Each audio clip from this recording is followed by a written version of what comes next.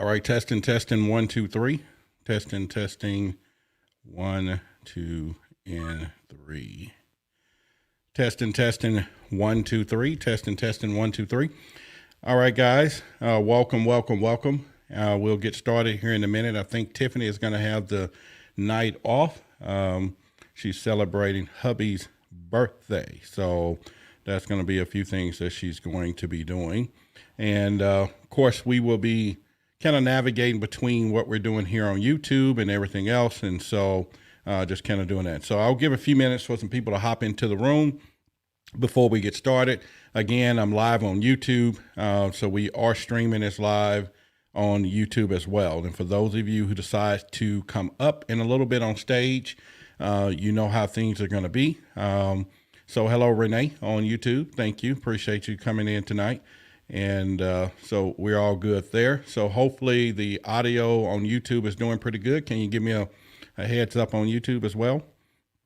And we'll do that. Okay, so it is 8:30, guys. So as always, you know how I like to break this thing open. And so we'll just kind of go forward here with that. All right, so let's do this. Good evening, everyone. You're in the right place at the right time. Hi, I'm Roderick Martin, and I want to welcome you to Extraterrestrial Evidence. Now, you could have been in any other clubhouse room tonight, but you chose to be right here, right now. And with that being said, we're going to serve you. Now, how we're going to do that simply is this. Being the boldest, baffling, belligerent clubhouse in the world, creating captivating conversations that'll certainly cause controversy. So join me and the speakers tonight as we uncover UFOs, aliens, and those government secrets. And tonight, I think we have a great conversation, and that's going to be about UFOs about to make their way to the Senate. And so I think that's some great time right now, especially when we're coming down to disclosure and everything else. And so we're going to have some great conversations for that as well. And so in the meantime, I want you guys to get ready, jump into the conversation. I'll be kind of navigating all this together tonight by myself. Tiffany is not here tonight. And I may bring another one of my fellow MUFON people up on stage to help me out a little bit the best way she can. She's kind of new to it. So Samantha, raise your hand a little bit. So I'll probably bring you up here on stage with me tonight. And then we will kind of do that. So, but if you're watching on YouTube, definitely want to appreciate you guys are doing that as well. Of course, Sam is a MUFON investigator. And so definitely we definitely work together. Well, she's on the other side of the world, and but I'm in Texas and she's in Maryland. But either way, MUFON is MUFON, and we all work together from those things as well. So let me jump right down into what we're going to be talking about tonight. And when I tell you what we're getting down to disclosure, it's something that I think we all need to pay a close attention to. We all need to get ready for, because there is a lot of stuff starting to brew right now. And tonight we're going to go over some of that history of how we got here. We'll talk about some of the things in the past that bring us up into the present that I think is just pretty exciting for us to know. But if you want to get in on it, of course, again, you're going to get up here and get on stage and put your 2 cents in, that I call it, because it is Terrific Thursday. But again, I am just been totally overwhelmed with a few cases that I've been getting from MUFON, but it's, yeah, of course, I love it, right? I'm not complaining about it, but I think at the end of the day, more things are happening. More people are reporting what they see with UFOs every day. And so I think it's now a new time and day for us to really look into. So I encourage each and every one of you, watch the news, look at some of the articles, prepare your family and friends just for the information download. I didn't say we're getting ready to see E.T. and E.T. is going to phone home and be right here on our Capitol today. That's not what I said. All I'm saying is that we're getting ready to hear some more things, and that's the most exciting part about it all. And so that's what we're going to do. And so with that being said, we're going to probably get started here in just a minute here. Again, I am working this alone tonight, and Sam helped me a little bit. Tiffany is off. So at this point, thank you, John. I appreciate the cup of coffee. I love it. You know, I got some water right here. So now let's do it like this. Let's start with what we do know. And we do know that the time is coming. And it's ticking down day by day. And what we're hearing on the backside of things is that the 5 and 5 is not liking what they hear, what's going to be going on. And the 5 and 5 is simply as this. It's the Pentagon, okay? We say this on the back door because the Pentagon has 5 sides and 5 floors. So we just tend to say the 5 and 5, right? So when you hear me say that in the future, you know what I'm talking about when it comes down to that. But like I say, what do we know so far is what we're going to be talking about tonight to lead up to these events. So any of you want to get up tonight and do this, we can kind of go that route. So Sam, first, let me just say how you're doing. And I just brought you up today. Like I say, Tiffany is out today a little bit. But you can unmute your mic. I don't know if you know any way of bringing people on stage if I made you a moderator, because I don't know if you've done it yet. Have you? I haven't done it yet, but I might be able to figure it out. Well, that might be great, because what would happen is if something go wrong, we can just blame you for it, right? And they won't be saying, oh, Roderick kicked me off stage, or no, I'll be like, no, Sam did it by mistake, you know. That's right. That's right. So we can kind of go that route. So what I'll do in just a second is let me mod you up first, and that'll help you there. And then what would happen at this point is down to the right, you'll see some of the hands, and I'll start bringing some of them up, and then we'll walk you through the process as you get better at it. Is that okay? Sounds good to me. All right, so I'm going to bring a few of you up on stage to get into this conversation as we get ready to get started in just a second here, and then I'll open it up a little bit as we go on. Just mute your mic when you come up. Just know that we have a one mic policy, so we don't talk over everyone and everything else. We just kind of keep things down within reason, so we can kind of be able to, regulate what we're doing there as well. Okay, so again, welcome to the YouTube. Just want you guys to know there. And let me make some quick announcements real quick. Of course, you know, our club today is sponsored by Forbidden Knowledge. Which is Billy Carson. As you know him, he's a great guy. He'll be here speaking in the future with us. So that's something I definitely want to encourage you to get on board with as you get with our club. We're going to be starting the ufology show, which you guys know that we, as a community, were selected as one of the winners of Clubhouse's Creative First program. And that's going to be probably, I'm trying to think about doing that on a Sunday night. If you guys think that'll be a good time to do it, hit me up. If you got the text messages, if you far as the VIP, let me know what you think about Sunday night, maybe around 7 o'clock. And then I'm thinking about changing some of this time, because sometimes it gets pretty late. And we may start a little earlier if that's something that you guys may be agreeing with. If you're on YouTube, post me a comment about that.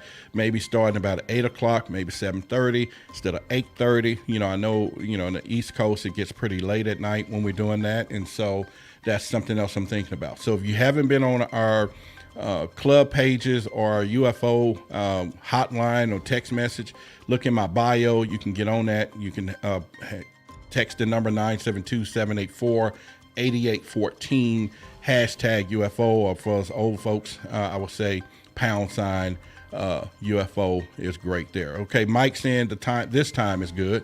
So he's saying keep it at 8:30. Anyone else want to send me a message? Let me know what you think about the time from there. So Sam, I know you're an hour ahead of us. What do you think if we went an hour early? What are your thoughts about that? I would love it if we would go an hour earlier. I know I've had several nights where I feel like I've been up till, like midnight or 1 o'clock in the morning following some of these conversations. Yeah, because these club, that's why I try to initiate ending at a certain time at, 10, because to get people the expectations, know when we're going to be here and we're not.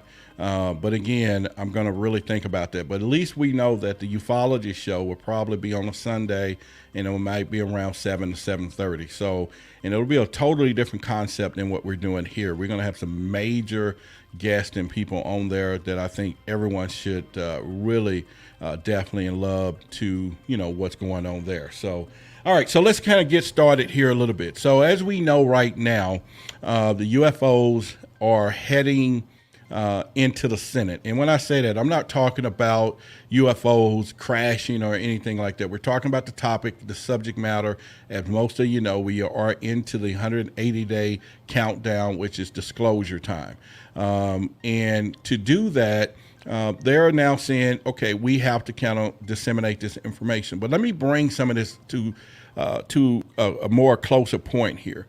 Back when Trump was in office, President Trump, of course, he signed a bill to start our new space force. Okay, so to kind of let you guys know that we do have another branch of the military, and it is our space force. Now, of course, I don't know all the branches, and maybe Sam, you are a military person, right? Or in a family of military? No. Army brat. Yeah. Okay, so we have what, the Army, Air Force, Marines, Navy, and who else? Coast Guard. Coast Guard, and now we have the Space Force, right? So all of these are branches. Now each one of these have their own files and information when it comes down to UFOs and the topic of UFOs, okay? And in order for a Space Force to be effective, it needs the information to be effective. So when Congress came out and said, okay, fine, we got a Space Force, but hey, how are they going to operate? Well, of course, in the COVID package at the first of this year was provisions in there saying it's time for them to kind of consolidate their information, put it in one place, and generally it was for the reason of the Space Force itself. And so why? Because it couldn't be effective if no one's going to talk about it. Now, of course, the Air Force, kind of like the Navy, and I think the Marines are under the Navy, if I'm not mistaken, then the Space Force is going to kind of be a subsidiary of the Air Force itself. And the Air Force supposedly hosts about 93% of all of our UFO technology anyway, or information. So why wouldn't they be in charge of this particular situation or connected to? Although it's going to probably run independent. So this is one of the main reasons that we're having the situation where we're now getting all of the consolidated information coming to pass. So make no mistake about it, there is a reason why we're going to have UFO disclosure, okay? And I don't want people to be thinking, oh, is this because they just going to tell us everything? They're already been parlaying the fact that we're not alone. So we can go all the way back into, and I have my notes sitting here, and we can go all the way back to in August, back in 2004 and 15 when the Navy footage was coming out. Now, for a past, they was like, nah, they didn't want to claim anything toward those footage of those Tic Tac videos. We all remember that. So lately they have come out to say, okay, to eliminate the public from thinking one way, they're now saying, okay, these things are not made from this earth. So they're still not saying what they are. They did still classify these objects as unidentified. So that's fine. We get that. And so that'll kind of put that in perspective there. But since then, as we all know, on TV on 60 Minutes, we've had the two pilots recently stating how they have been seeing UFOs for quite some time. I think it was Commander Frazier and Dietrich, if I'm not mistaken, the names of those two. But again, these people have been stating that UFOs have been around, or they've been seeing them in the skies for quite some time. And so it's nothing new to say that. In fact, there was some more videos that surfaced about the one that went into the water. And so that's something very good about that as well. So I think, overall, it is probably where we are today is that the government is saying, you know what, we're going to tell everybody, UFOs are real. That's just plain and simple. Or we don't know what they are. I was in a room the other day, and one of the conversations we was having, the people were saying they didn't believe in UFOs. So I was like, okay, so the question I had was, since the government and former President Barack Obama, all these different people have been saying there's things flying around in our skies, and they don't know what they are, and anything that's flying around that we don't know what it is typically called a UFO. And so why not anybody in this room, your friends or anybody, believe that UFOs are real, and it simply is just something that is unidentified flying objects. So I think the debate comes back into when we want to decide if what's in them, if there's aliens or extraterrestrials or interdimensional, all of those different things. But as we see now, things are coming to the Congress and in the Senate, and it's about to get, I think, really crazy. And I think we're going to have a lot of different congressional hearings. There are going to be a lot of things because people want to know more than what we're going to be told from there. So First of all, before I go any further, we have Jennifer on stage right now, and I'll take some questions from the YouTube audience as well. Jennifer, as I set the tone, we're talking about UFOs and make their way to the Senate. Do you have anything you want to contribute to that conversation? I don't think they're going to actually acknowledge them as UFO. I think it's going to be more of a UAP situation. I don't think the government is just going to come out and say, hey, there's little green men, little gray men. I really, as much as I want to believe that they're going to disclose that, I really don't think they are. I just think it would be too much of a shock to the system for humans if they just dropped that kind of bomb on us out of nowhere kind of situation. And I know I'm saying out of nowhere, but you can understand the context I'm using that phrase. So the sci-fi writer in me has all these grandiose ideas of what could be said in this disclosure, but I also feel like there's just going to be a lot of black lines and that we're still going to have questions. So I'm trying to stay optimistic, although it doesn't sound like it. But I have a feeling it's just going to be them trying to figure out how to explain, as they call them, the UAPs. Okay, I agree with you on that. And well, let me back up. I think the correlation between UAPs being, the unidentified area phenomenon, and that which is their new term.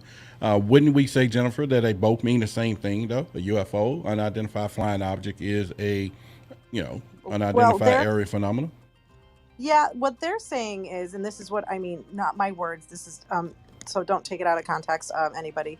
I'm just relaying what I've read. There's the word is on the street, in the government, wherever you want to call it, in the article land of news, that unidentified flying object would be manned or alien manned by a living being, whereas a UAP would not, kind of situation. That maybe it's just kind of like some sort of, I don't know if you want to call it like a drone-like situation or etc. But that was kind of the gist of what I was getting when I was reading what people were describing the UAP versus the UFO.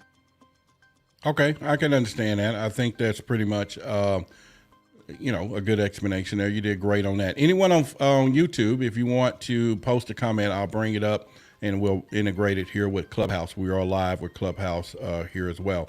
Again, I'm Roderick Martin. If you didn't know me, I am a MUFON field investigator here in the state of Texas, and I do what? Yes, I investigate UFOs. Samantha to my right there is also a newly MUFON investigator as well. And we welcome any of you. Go to MUFON.com if you want to get more information about that and get more information into UFOs. They will be happily to train you, but also provide content if you get a membership there as well, things that you normally don't see when it comes down to there. So one of the things I think pretty much as we get down to it, what Jennifer was talking about is that, it's just going to be, I think they have to get to a point to get us to get to the idea that the Space Force is going to be needed. I think that's part of the process, right? Billy Carson mentioned the other day about the war machine. Of course, we've heard all these different ideas of false flag, operations and maybe some false attack or all those things that are being on us that will get people into saying, okay, let's put money into it. Because I think what we're running into right now is that the Space Force is too expensive to hide. All these black op projects and all this money that's going into these things cannot be hidden anymore. And why not? They got to get the public behind it, and it got to get everyone saying, okay, let's flood billions and billions and trillions of Google dollars, is what they said, into this thing. And I think that's one of the things that needs to be going through. So we got Herlin. Go ahead. You're on the floor. Hey guys, thanks for bringing me up. Everyone, Herlin, I work for NORAD and US NORTHCOM.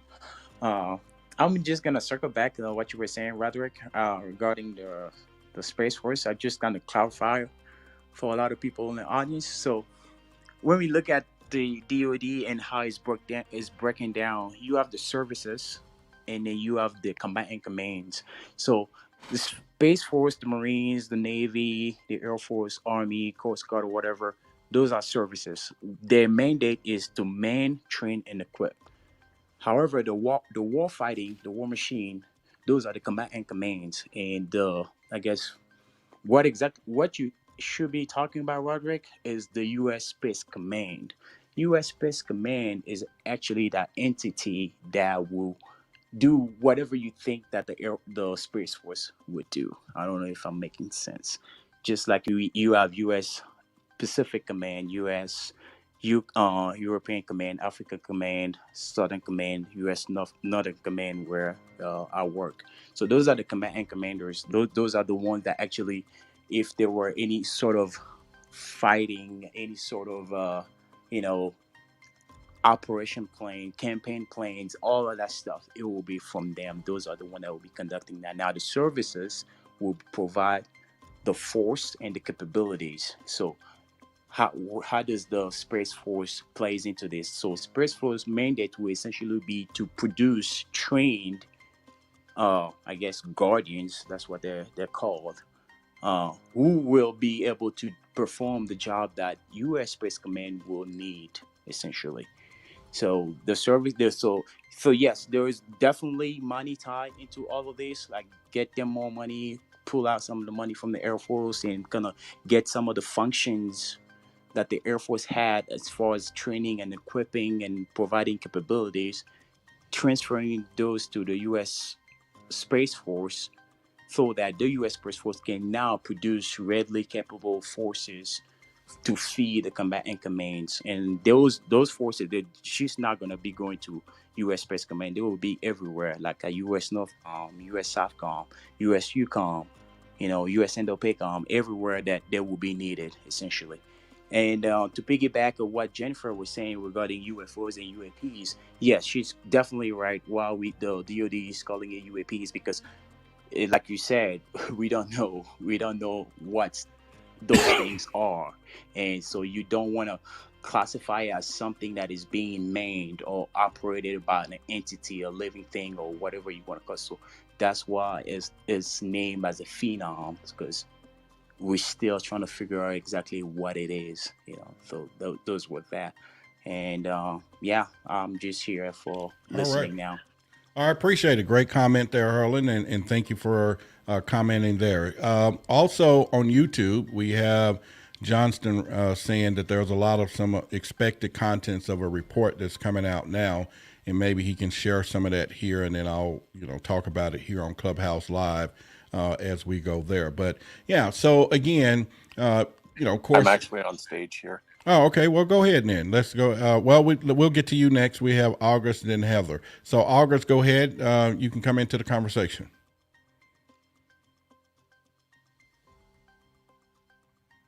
August, you there with us? All right, Heather, you up. Go ahead. Could you hear me? Sorry. Yeah. Yeah. Oh, okay. I'm sorry. August, come back. Raise your hand back up. It accidentally, Sam, I'm going to blame it on Sam, but I accidentally put you back down in the audience. Hold on. All right. Go ahead, August. Go ahead. Yeah. So you were talking about Space Force, and it looks like Space Force's main job is to destroy jammers and also sending jamming signals. And so the way that I look at this in one aspect is that these, the definition of flying would be something with wings. I think that's why they've changed to UAPs, because most of these crafts don't have wings. And so they're not actually flying, they're maybe drones or whatever they are. They're obviously maneuvering in ways that the planes can't. Like the other speaker talked about in your room before, the wings would literally come off the plane if they moved at those speeds or those angles. And so the Starlink, the Starlink satellites, if you look at the Starlink satellites, we've seen the Phoenix lights way before the Starlink satellites. They look very similar to those Starlink satellites that Tesla has now. And so who knows how long other countries have had these satellite capabilities. And maybe, we've been focused on the killing aspect of drones. We've been focusing on the more military aspect of drones and satellites. I know that they had a lot of issues in the wars in Iraq and Afghanistan when they needed satellite backup. The communication link wasn't as easy and quick to communicate. And so that's one of the reasons why I think Space Force has been initiated, is to make our upgrade and basically fighting that war in space and being able to stop other people from having satellites that can spy on us, because most of these UAPs happen to be around military bases and aircraft carriers and such. And so, maybe the reason why we're having all this come out is because, one, I don't think the military would admit that we don't have those technologies or that someone has a technology, because if they were saying, yeah, there's countries that are spying on us, they do it all the time, I think the public would be like, what's going on here? And so that's just the point that I wanted to make. And also, it looks like Marco Rubio is saying they probably won't meet that deadline when they're supposed to come with the information and talk about it. It's probably going to take them more time.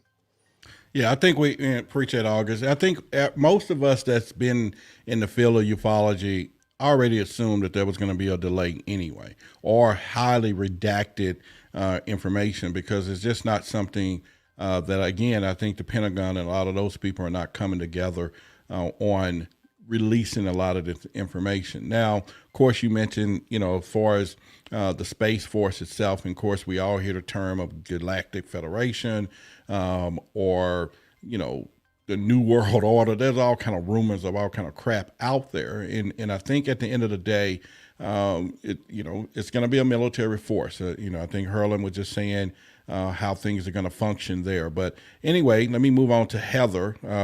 And you are up. Go ahead. Hello. I'd like to remind everyone that the MUFON conference, annual conference, is in Las Vegas, August 27th through 29th this year, the convention. And I had a UFO experience a long time ago. I know I saw it. We were forbidden to talk about it because back in the old days, you could get fired if you were in the military or an airline pilot or airline crew member that saw anything. That's why a lot of things are now coming out that have been in the books forever. But a lot of those people that reported that were dismissed from the military or the airlines. I personally think what's going on now is, I talked to someone fairly high up in the military whom I'm related to, and he said, everything you thought you saw, we've done. Now, I think he has to say that. I don't believe it. I believe Now, there when you are. say everything we saw, we're done, meaning all the aircraft and things that has been in the sky that. Recently, he said, and when I told him about my thing, he said even back then they had ways to show things that they were covering up. They've known about stuff for years and years and years. However, coming out now, I think, and this is what I think that they're going to bring it out in a warlike mode. We have to fight this. We have to fight this. I don't think they're going to be accepting of anything. It's just like in the 1950s and 1960s movies. They bring out the tanks and the rifles and the guns, and they think they're going to be able to, make it go away. Or like they're just not going to make it go away. I don't think they really want to say too much about the things that they do have that are in work now. But after COVID, this was the perfect time to release this because the world is already frightened. And let's give them something more frightened to be about, because then we will be able to remain in control, because we will, quote unquote, be protecting you. So that's my feeling on it. Okay, all I right. know they're out there. All right, I appreciate your insight on there. And I think I was looking at your bio that you work for the airlines themselves. So let me ask you a question. Did a lot of pilots that you work with talk about this? I know you said they couldn't because they get fired, but among you guys, did any people talk about seeing UFOs? They were very hesitant to, and they might have talked among themselves up in the cockpit. I worked in the back of the plane. So I think that yes, they did talk about it among themselves, but we were warned by the captain not to say anything. I was on a ferry flight, so there were no passengers. We were told absolutely positively not to say anything about it because, especially the cockpit crew, would have been probably brought in and they have to be examined and they have to go to a psychiatrist and everything else. And it could even go up to as far as the government if you kept to insist. Wow. Okay. Well, that's some great information as well.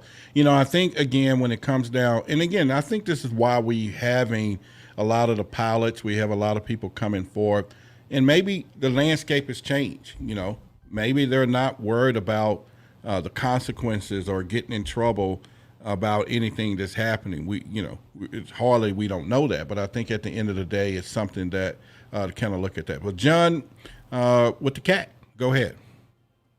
Yeah, I just wanted to say about 40 minutes ago, a report dropped in the New York Times that's apparently a leaked insider report of what the contents that are expected to come out in the disclosure.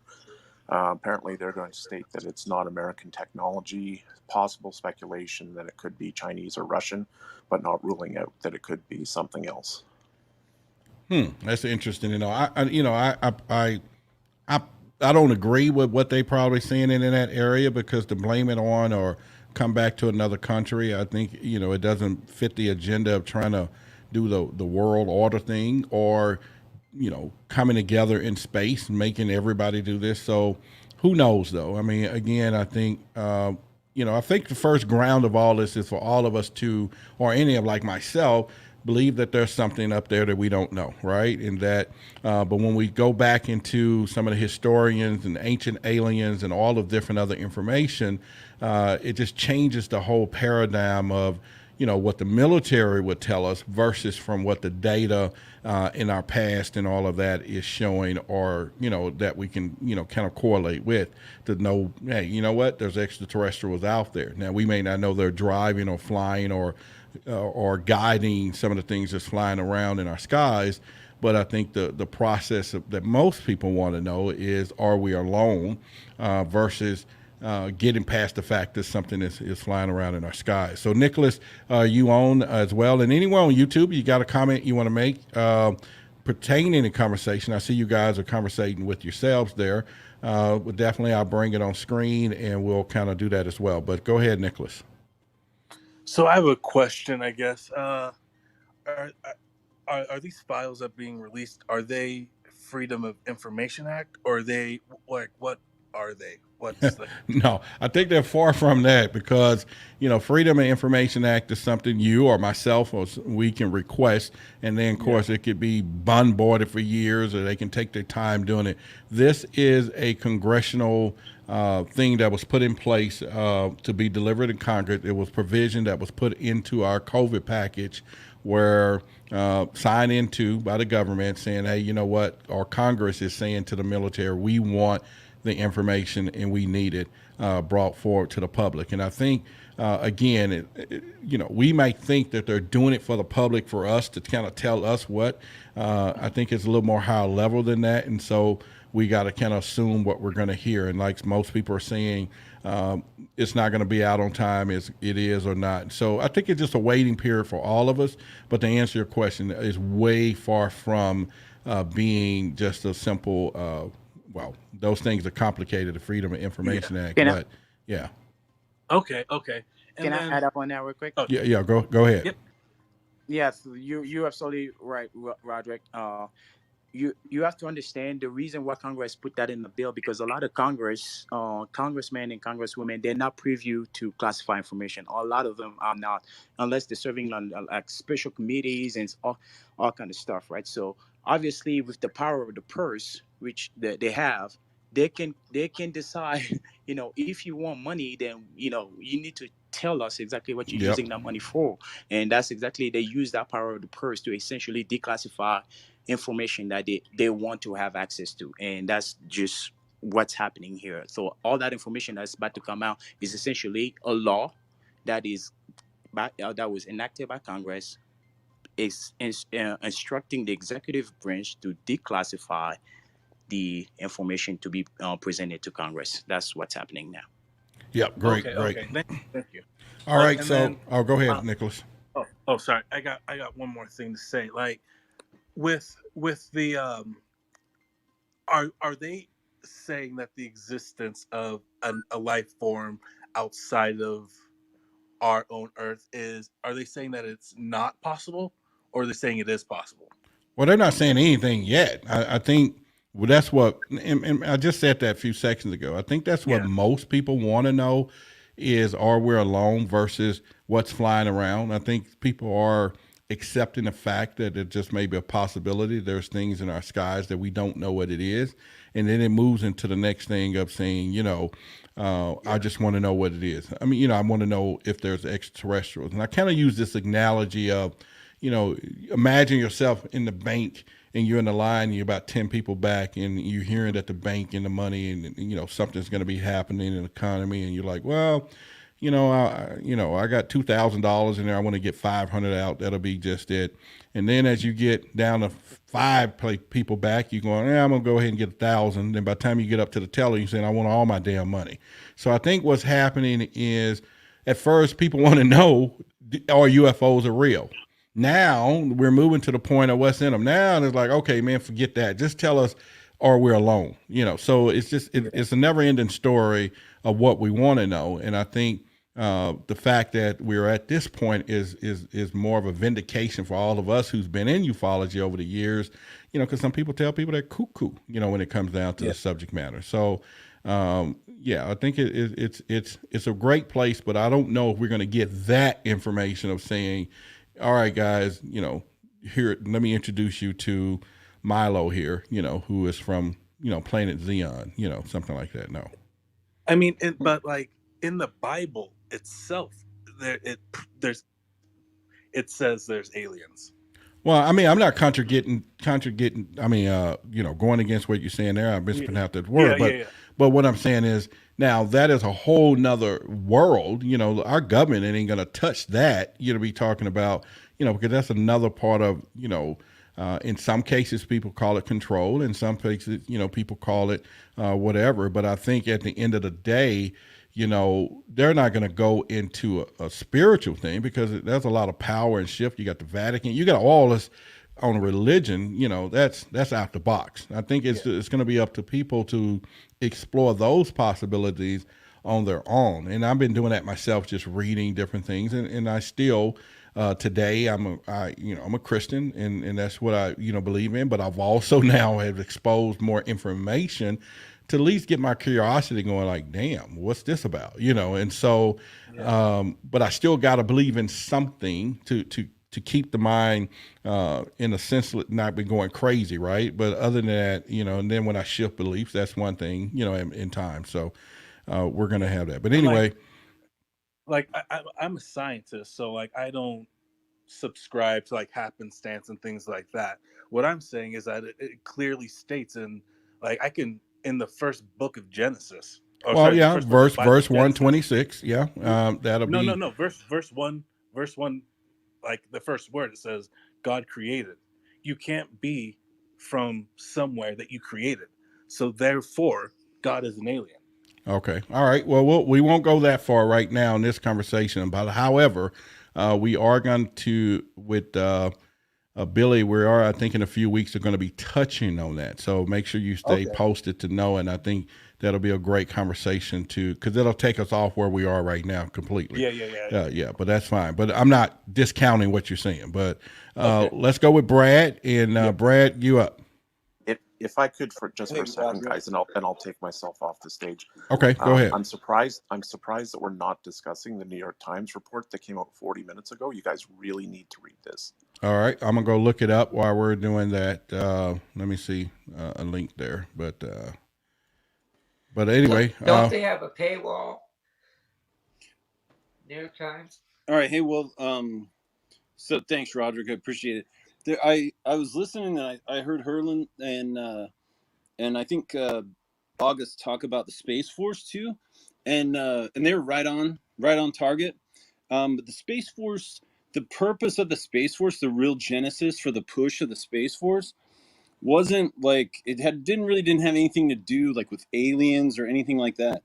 The trouble is that the Air Force used to control all the satellites, and it sucked because like when we wanted a satellite, it was like the Air Force tasked them. So it went to go support all the Air Force's priorities and all that because for them it was in house, but for us, it wasn't. We had to ask the Air Force and stuff, and so and then the Air Force, they get the money, right? The Department of Air Force gets their money, and then they allocate it, right? And they have a lot of influence over what allocations go where. Congress actually makes the appropriation, but what you have is, hey, look, we need more satellite capacity, but it's kind of on the Air Force. And if they want to pour money into F-35s and F-23s that haven't ever seen a dogfight in like 50 years, then that's kind of what they do. And I think what was happening, at least at the strategic level, is that the other service commanders were like, look, the Air Force, we're unhappy customers when it comes to satellite capability. And so I think the real push for the Space Force was to get an independent body in charge of the satellites because it was an asset that everybody needs, but the Air Force was kind of like hogging. You know what I mean? And so that's, I think, the genesis of the Space Force. And they called Guardians. They started calling them Guardians. If you remember when those rockets came out of Iran and they were headed to the Green Zone. Well, a young captain in the Space Force was like on it and saw them in the air and called down to the Green Zone, got those guys to get undercover, and that's why nobody died. And so that's why they started calling them Guardians. Can I say Now, was something? that the Star Wars project years ago, wasn't it? No. No. I mean, I think it was like real time telemetry data that some satellite picked up, and so the Space Force, I think, in this year's appropriation is only getting 15 billion, right? So that's like nothing in a 750 billion dollar defense budget. And The Space Force unless there's a gets. threat, and then everybody going, oh, let's put money into it, right? Well, yeah, I mean, I think so, but the Space Force, like, they don't have like spaceships and stuff like, you know what I mean? I think the Space Force it has the domain of space, which is pretty much tasking satellites, defending satellites, tracking threats to the satellites. I mean, that's like what the Space Force is. So I think you might have a situation where maybe the Space Force will deploy a couple astronauts to like I don't know, whatever the satellite, we have like a space station up there that's like primarily a scientific thing, but it wouldn't surprise me if like, just to do like satellite observation and that kind of thing, like maybe that could be in the future. Or maybe some orbital station where they could like watch our satellites. But like for now though, it's not like an alien attack force or defense force or anything like that. But I just wanted to throw something out too. Um, I have a theory, and I won't go into it because it's a little bit complicated and involves like quantum physics and kind of the state of where our physics Now, is. is it port where we're talking about tonight, or is it kind of taking us Yeah, somewhere yeah, else? yeah. Well, it's okay. So I'm just saying I have a podcast called Sonic Gravity, and you can see that if you want. It's an alternate theory for because we were talking about who those Tic Tacs are and stuff and who's flying them, and somebody was talking about how they couldn't be manned or whatever. But I put in some physics that talks about how disassociation from certain quantum fields can drive your mass to zero, which means you could zip around like a Tic Tac and accelerate, and you wouldn't have any mass, so like you wouldn't feel any G's. But anyway, if anybody cares about that theory, and my theory essentially is that they're quantum echoes of future travel that we're gonna do in the future, and there's like a reason, and the physics for that is in my podcast. But I think those are echoes of us flying around in the future, like, and it's so I think it's actually us, and I think that's part of the reason, one, why all these sightings are happening in military testing areas, because that's in the future. That's we're gonna test our Tic Tacs there, and I think too, I think we also are pretty sure that it's us because I don't see like massive alerts and deployments and to quarters and all that stuff. Like none of these Navy ships are shooting at these UFOs. So Well, I so I guess they're think not there's shooting at them because they can't catch them. But okay, well, I get what you're saying, Brad, and Yeah, and I think the real danger when this goes to Congress, what I hope that the American people will do, well, first, everybody who got wrecked, like that one lady said, Heather, like I hope there's like an effort to go put those people back where they deserve to be. Because if you lost your job and got fired and got trashed because you were just being truthful and they were trying to cover it up, I think like those people need like a little comeback. You know what I mean? I think well, I think I we guess, should. but that's where we are now with the information coming out, a little more vindication, right? Yeah, right. I mean, Yeah. I think so too. But the big danger that I hope like all citizens are kind of aware of is, we just pulled the military out of Afghanistan. And so the military industrial complex that Eisenhower wants about, right? They're probably going to be looking for a check, right? Because now they're not getting paid to like support wars, right? Or as big a wars. And so I'm concerned that the military industrial complex and congressional lobbyists are going to turn this thing into kind of the next arms race, It's which possible. I hope does not happen, because I think we would be so much better Yeah. off if we could, like, hey, look, like we care about this, and there's no doubt that they're building up energy to kind of energize Congress to go give money to somebody. But I think we should really fight keeping it away from the military industrial complex, keep it in science, keep it in environmental, you know what I mean? So where it's going to like, it's where it's going to do the most good for the most people, employ lots of people. And I hope that we don't allow this new focus and energy to devolve into another like free lunch for 20 years for the military industrial All complex. right, I appreciate it, Brad.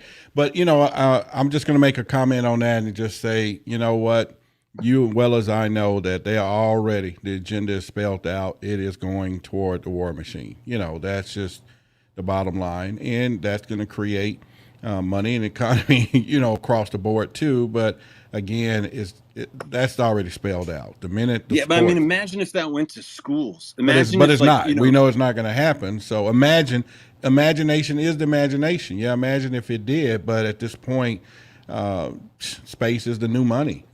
So yeah, but I mean, what about a Green New Deal? I mean, like, this could put people to work that, I don't have jobs I rather than like pay I understand executives, that, and you I know? appreciate it, and we can go all day with this, but and we're not, Sure. but I appreciate it. And what's the name of your podcast again? Is Sonic Gravity. Okay. And my website's sonic then hyphen gravity.com. All right. I got all kinds of different stuff on there, but like being a dad and all kinds of stuff. But my last two podcasts were on UFOs, UAPs, and one is quantum field theory, and the other one's UFOs, UAPs, and the nature of the universe. All right. Well, I appreciate you from there. Okay. So we're gonna move Yeah, on to thanks the a lot. Thank you. next speaker as well. Roderick, may I make a small comment? Yeah. Go ahead.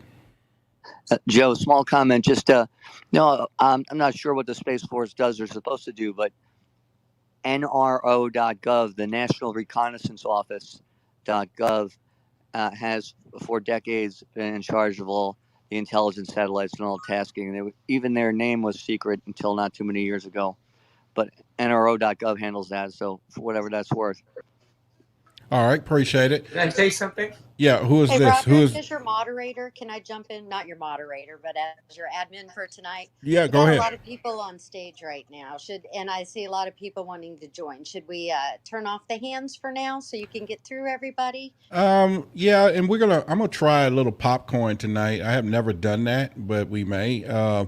Because I got some. We got Alan, who's our normal down there, and Experience is over to the right, and these guys are. Of course, Experience has a club, and so I know he'll jump in whenever he wants, which is great. And then of course Alan as well. But yeah. We can turn off some of the hands, and if you don't know, I just don't need to bring them up. But if you know how to cut them off, we can cut them off. So if anyone else trying to get up here now will be the time, and we can go ahead and do that. So, and great looking out, Sam. Great. So do you know how to turn them off, Sam? Do you? I just figured out how to bring the last few people up. Not sure how to turn them off yet. All right, that's fine. You can play around with it. I can turn it off any moment, but you can as well. So, Experience, how you doing? I know just brought you up, but then quickly, I did see the New York Times post, and if we're talking about that, whoever was up early just speaking about, I forgot, but it says the government finds no evidence that the aerial sightings were alien spacecraft. So they're saying the objects witnessed by the Navy pilots remain unexplained, but officials are briefed on a new study say that they are not from a classified American program. Okay? Once again, they are saying, but officials briefed on a new study say they are not from a classified American program. So I don't know what that means to all of you, but that definitely means it ain't our shit flying around here if they're saying that that's what it is. I'll tell you what it means. It means that they don't know how to tell us these There, are yep. alien craft. There you go. There you go. That they're hedging their bets, but they're slowly leaking this out because they don't know what's going on. They can't tell us. Look, we don't know what's going on, even though Obama said that the other day. Well, there's something out there. Just come out. We're not children. This is so frustrating. We need to be told these are from another world. Why is that such a difficult thing for the government to tell? They're working for us, supposedly. We hire these people to govern, but they're not doing a good job. They're not telling us the truth. So this is what we have to demand as a people's movement. Just the truth, just something simple. Stop lying to us. Yep, So yep. And also, Brad, there's been a question on YouTube or a statement by Ross, and Ross says in a magnificent way, so to speak. He says, "So would our future selves fly over nuclear facilities to mess with our present selves?" He was like, "Does that make any sense?" So, you want to respond to that, Brad? Well, I mean, here's the thing: is that we don't have a choice, right? In my opinion, see, I'll just give you a little bit of the background. So, yeah, just give us a quick, because we want to get to other one. people. So Yeah, but go CERN ahead. is the particle collider. Can't anyway. CERN is a particle collider that's found the Higgs boson. The Higgs boson particle, when they smash atoms together, Higgs boson particle is the particle that gives us mass. If you can shake that Higgs boson particle, then you have no mass, which means you still have matter, but you don't have mass, which means you can't be like thrown anywhere. You can't be like jolted because you can't move. Nothing, forces don't act on you, which is why those tic tacs can zip around. That's like almost a guarantee that there's that little force field you can see around them flying. That whatever's in that field is disassociated from the Higgs boson Well, particle. I guess we're not talking about the science of it, but we're talking about the logic. Does it make sense I'm just for saying, them though, to that put us in that type science, of mindset, Well, I'm just saying that the way to get a physical body to be able to do that is to essentially slice off the quantum field of the Higgs boson quantum field. So, and then what that does though is they know from those particle collisions that little Higgs boson particle jumps back in time, because what happens is right before the collision, that Higgs boson particle appears. Before, there's never been a particle collision. The Higgs boson particle appears, and then the collision happens right on top of it, which Okay. means necessarily that when that collision happens, the Higgs boson particle jumps back in time and shows up before the collision. All right. And So so, let me stop you for a minute. Not you okay, as in the person, but let me stop because I am sure, so sure. damn confused about some of the terminology you use. So, Okay. and I'm not Well, saying that so the audience, Can because I? there are some people down in our audience that are like super intelligent and they're probably eating this stuff up. well, you're And super intelligent too, but I'll just say that there's a particle that shows up right before the explosion that jumped back in time from the explosion. So, and that's the particle that gives us mass that we have to shake in order to fly our tic tacs. And so, what I'm saying is, if you put a big field and you throw all those particles into the past, right? That's the tic tacs flying around. I think it's a quantum mirage of some shit that goes on in the future. In the future, we'll yeah, turn on but our but force but field. did in the Tic Tacs like moving in more maneuvers of getting away from us? We trying to catch them. They going in and out of water. So it's like somebody's guiding these damn things, right? Yeah, yeah. I think in the future we're flying around them, or I mean, in the future we're just flying wherever we want, And then now in the present, like our pilots are trying to interact with them. Okay. And I think they're just going wherever they want. And, you know, the pilots were like, oh, we were chasing Well, them or you whatever. But I usually, think they were just doing whatever they wanted. yeah, I think they would. Anything that's flying around that we can't control can go wherever it want to go. Is outrunning us. It's moving faster. But I appreciate you, Brad. Experience. I know you was Hey, about to jump thanks, in. thanks. Oh, and one more thing is that if you turn it off, right, Mhm. the particles are quantum entangled, and so once they turn that field off, the image that's in our time will jump back, Okay. and so that's why I think we're never going to find any kind of remnants or crashes or residue or anything like that. Just thank you, All thank right. you for listening. Appreciate it. Experience. Did you want to jump in on that earlier? Yeah. My bad. What's up, Project? No, you good. So You good. this New You York good. Times article, I am going to definitely read it in full. But if what John was the guy who mentioned it earlier, says that there's going to be this narrative painted that it's probably foreign adversary linked.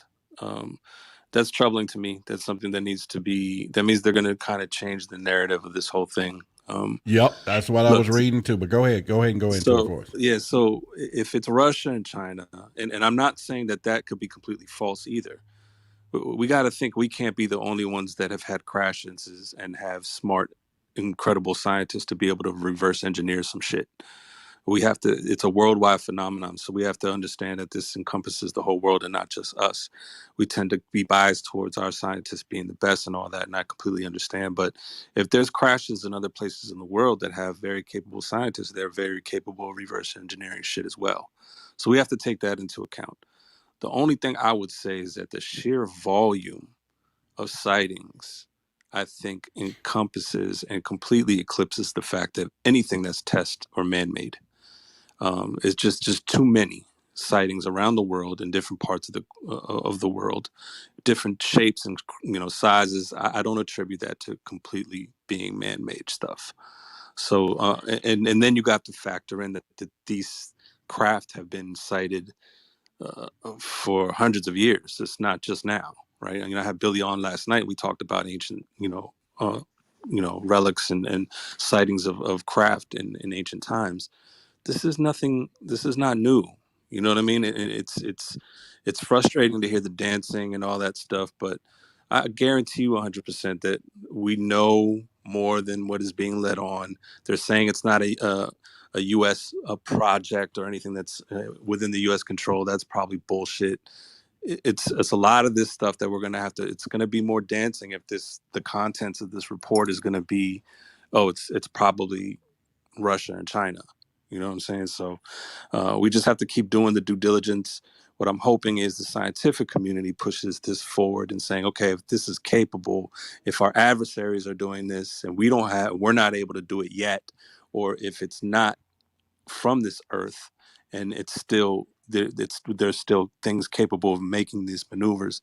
Mainstream science and outside of the privatized industrial complex and everything that's like in the black budget, they're the ones who need to push this narrative. We need the skeptics to kind of open their eyes and really start moving towards this and really studying it. And I agree with you. I agree with you 100%. And John, you'll be next.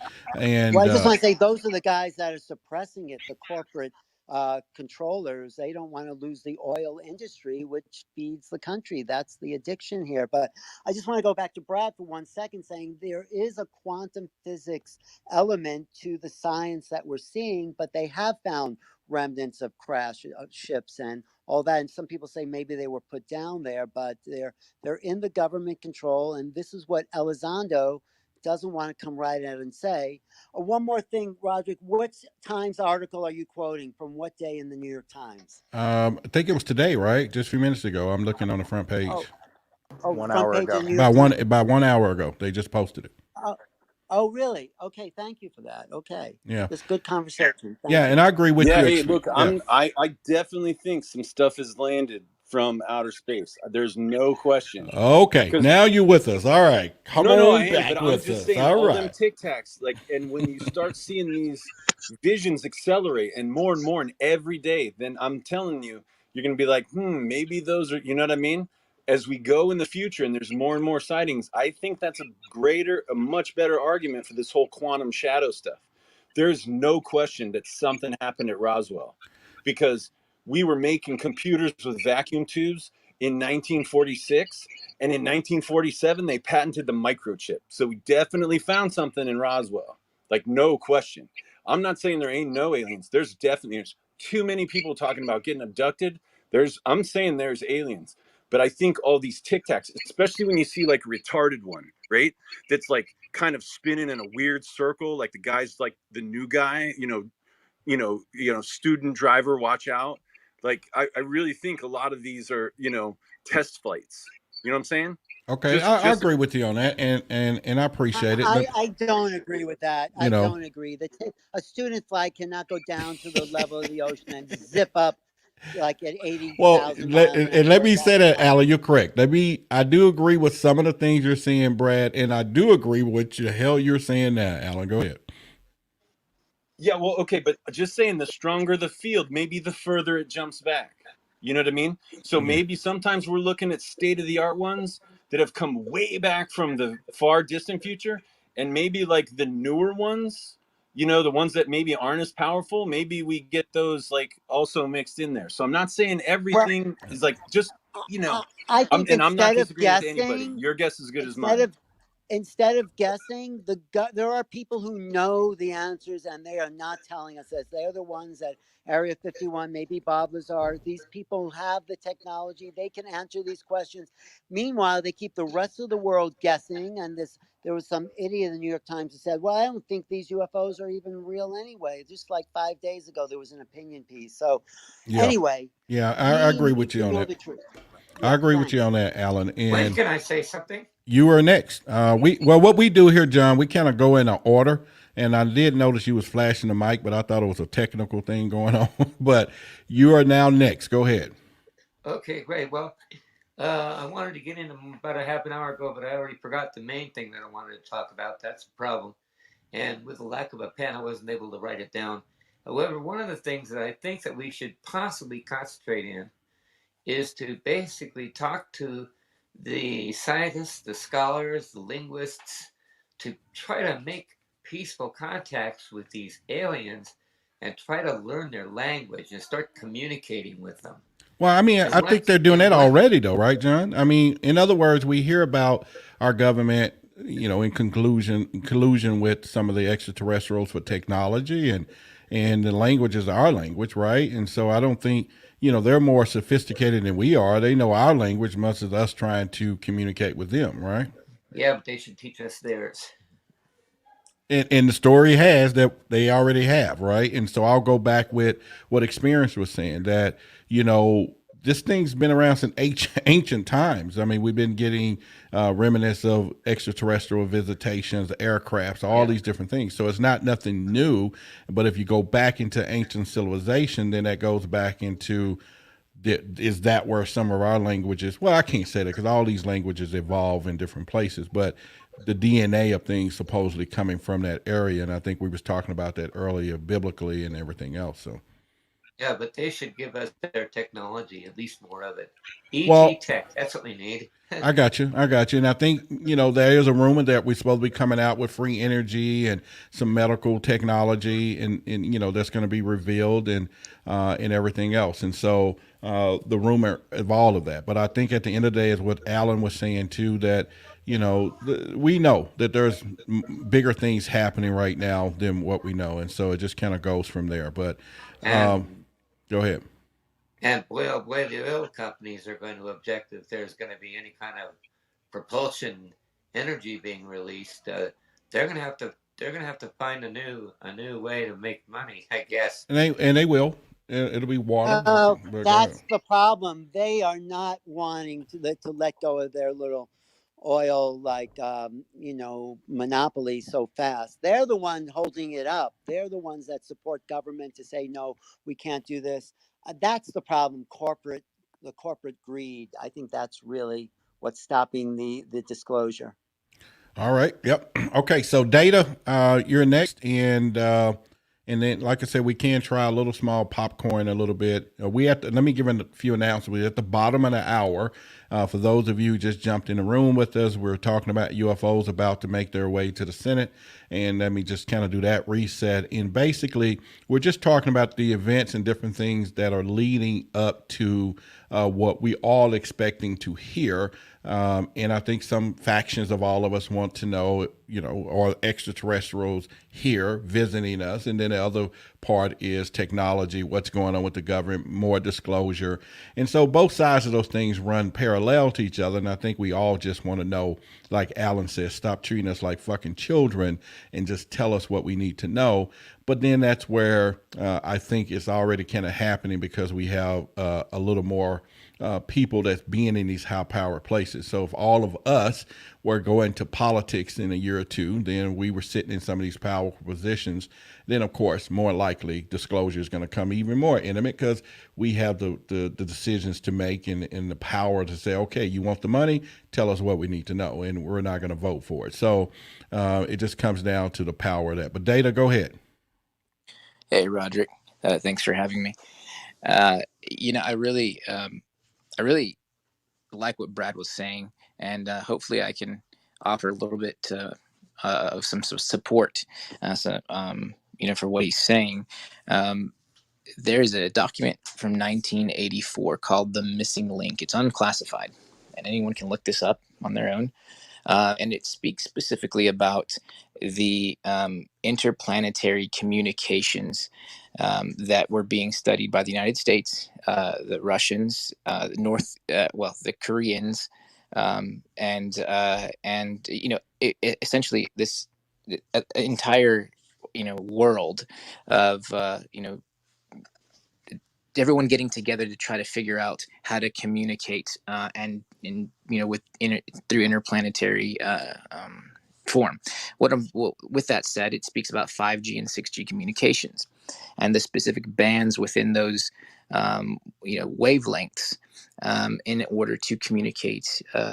Again, like I said, download data from interplanetary vessels or beings or objects or whatnot. So with that said, and I won't take too much more time, there is a correlation, and I read a white paper myself about this, there's another paper out there's an article, a white paper out. It's called the reflectance of human skin in the millimeter wave band. I mention this because we know that EBEs and the description of an EBE1 is what we call the grays, and we can tell that their pigmentation is it's all the same. It's a uniformity, and this article. Not this article. It is a white paper, a true white paper, and it was published in March 2020. It speaks specifically about the color of our skin will be changed, and we will all have this gray pigmentation to our skin, and because of the millimeter wavelength, and we're talking 5G, 6G technology. Okay. I'm gonna cut you short there for a minute, and the reason being, I want to kind of stay on track here, and here's something I want to ask all of you. Everybody on here has a cell phone because this is how we're on it. And at the end of the day, we just want to make sure when we hit send, the damn thing works, right? Why are we all asphyxiated with technology in the fact of what's happening versus what we all want to know? Are we here in this universe alone? But yet we still have a faction of us want to know about all this technology, which ain't gonna I think it will make a difference in some of our lives in the future. But the most impact today, and I think what most people want to know is who is in these damn things flying around, if any, and are we being visited and are we alone? Do anybody agree with me on that, or y'all want to throw me under the bus? Yeah, No, I That's agree. That's what my exactly podcast right, is. yeah. Roderick. I That think, is what we But do find you out. we end up being do we you become the grays. We essentially what I'm trying to say, Roderick. Is I won't take too much more of your time on the stage, but we end up being the grays. we end up being the ones trying to get back to our original self. My theory, of course, right? But based off of But you're talking about 1 billion years from now, right? A no, no, million. no, no. Yeah. So this white paper actually speaks on the. We're talking about less than 30 years that we Proof. we will significantly change our DNA forever by injecting the millimeter wavelengths into ourselves and and What is this guy smoking? Okay. All right, guys. exactly. We do have a polite room here. Now, what I will do is but anyway, But what's that paper again? I do want to hear I think where you hear that. he went He off the said the missing stage. link. Yeah, Oh, missing okay. link. So And also, he was talking about some white paper basically, but I don't think that's true. So, Roderick, do you actually believe that human beings can fly these machines? Because the people who developed the drone for Mars, they tried flying the drone themselves and they crashed it every single time because the maneuvers had to be 5,400 maneuvers per second. And I just don't think when these spaceships or UFOs or whatever you want to call them, when they're flying like that, one, you have to either accept that they're some sort of drone and unmanned, or two, you have to come up with a reason like anti-gravity, the fact that the person inside has to have some sort of ability to withstand those kind of G forces and not be thrown around every which way but loose. Everything would have to be strapped down. Nothing could be loose within the craft.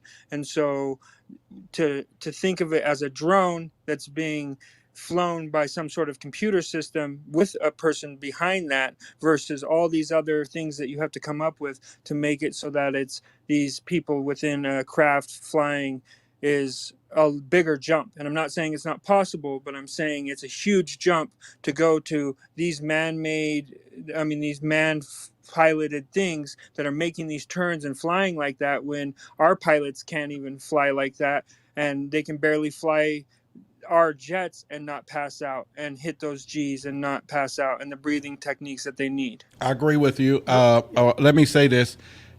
Yeah, Linda Moulton Howe was talking about this. I think her and Alan and I was talking about offline. We was on a phone conversation. Alan, do you remember she was talking about how that we supposed to have technology of things that's Yeah. flying Mach speeds, right? Exactly. Yes. She gets this from the whistleblower insiders that come to her, and I think she might come back on our show. I'll talk to you about that, Roderick. Okay, Go no ahead. problem. Yeah. So basically, now my YouTube audience, all I'm hearing from you guys is crickets. Y'all gonna jump into the conversation or not? Post something and then we'll bring it forward. But at the end of the day, everybody else, I appreciate it. And Data, if you're still in the audience, I don't know how you got back in there, but down there, but basically that's fine. So let's move on to who have not. Let me see who were not spoken yet. Would be Sachin or Bitcoin. Where are we at with that, Samantha? You think?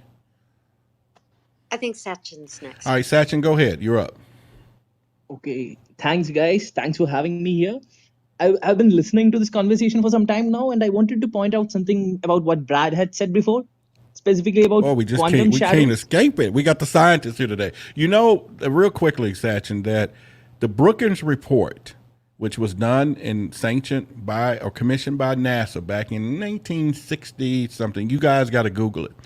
This was a report that was done. They wanted to know how civilization or our communities will adapt to the fact that if we find out that we're not alone or extraterrestrial existence and all those good things. In that report on page 278 or whatever, they come back and say, well, don't tell them. That's how all this began anyway. Don't tell them nothing. But one of the things they did state out is that the number one community that will be affected the most with the revelation of UFOs, UAPs, extraterrestrials was the scientist community, because it just won't add up for them. So go ahead. I'm sorry. No, I just want to say, one of the great scientists says that science progresses one funeral at a time because they're so attached to their ideas that they can't let anything new in. I think that was Max Planck who said that. So. All right, Sachin, you got the floor. Sorry about that, buddy. Yeah, nothing about it. I'm not a scientist per se. I'm not a scientist. I just wanted to point out something specifically about what Brad had said about quantum shadows. I don't think that is a valid point, and I stick to the point that Roderick was proposing, that they are actually extraterrestrial beings, specifically because these particular naval fighters, they picked up these objects on their radar, and if they were actually quantum shadows of, or shadows from the future, they wouldn't be showing up on a radar. That is what I believe. And coming to the reason that he proposed, that we are seeing more sightings now as a possible reason that it could be our future self, I don't think that's true. We have more sightings now, and we have more things coming out now because of the extremely flourished internet and the way people communicate. The globe, the whole world has become a really small place now. It is really hard to keep things hidden from people, and maybe that is the reason why more sightings are being reported right now compared to the old days. And so that is again a point against what Brad had said. I'm not contradicting him here, but I just wanted to point this out. And coming to the logical part of it, what is exciting about this is how this is exactly as Rodrigue had said, how this is going to change our worldview, how the people are going to realize, how they are going to adapt to this newfound realization that we are not alone, and what we have learned in our religious scriptures and all that nonsense, how it's going to be different. So I'm spiritual, but I believe in things that are much more, things should be more scientific than something written 10,000s of years ago. We should be following things based properly on science and stuff. So that's what is more exciting about this UFO revelations. All Thank right, you. I appreciate it. Now, Sachin, I looked at your bio. You were in the Indian Army. So tell us real quickly, how did in your country there, how was this subject matter approached? Yeah, actually, I am still serving the Indian Army. Oh, What I okay, wanted okay, to, okay. yeah. Okay, so what is specifically what goes on about in India is we try to take everything as science. We want explanations for things rather than, okay, let me again make this clear. This is not about all the Indians. There are quite a lot of Indians who stick to their old ways and culture, but there are quite a lot of us new people who are more interested in science explanations and theories, and how it actually works out in the actual environment rather than going by the books or sticking to our age old concepts. So we are really ready to take this in. We are ready to understand. We really want to know if the USA or any other the big superpowers, if you have realized, if you have discovered, if you have invented something like this, it's time to show the world. It's time to make us grow. It's time that we become an interplanetary species right now. Okay, I hear you on that, and I think real quickly, guys, as I all want you guys to know, we're having a great conversation tonight. But as you know, we're going to be doing our show Ufology coming up real soon. It's going to be on a Sunday night, and it's going to be huge. You guys do not want to miss what's going to be going on there, especially if you like what you're hearing there. Make sure you follow any of the speakers here on the stage that you resonate with as well. We'll be doing it now. Real quickly from the YouTube channel, let me let you guys know what someone said. They were saying, what's the chances that UFOs aren't from light years away, but rather from here on Earth, some parallel civilization under the water, maybe, or even under the earth? I think we can go a lot of ways with that. Everything Africa is the one who posted that on the YouTube. Of course, we're streaming live the clubhouse here. So at the same time, that is, that's one of the conversations there. We all talk about the inner earth. We can talk about, water. In fact, 93% of all UFO sightings come from water anyway. Okay.